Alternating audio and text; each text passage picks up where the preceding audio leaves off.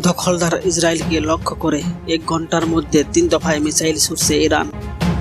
বাংলাদেশ সময় সোমবার ভোর 5:30টার দিকে প্রথম দফায় মিসাইল নিক্ষেপ করা হয়। এরপরে কয়েক মিনিটের ব্যবধানে আরও 2 দফা হামলা চালানো হয় বলে জানিয়েছে ইসরায়েলি গণমাধ্যম দি টাইমস অফ ইসরায়েল।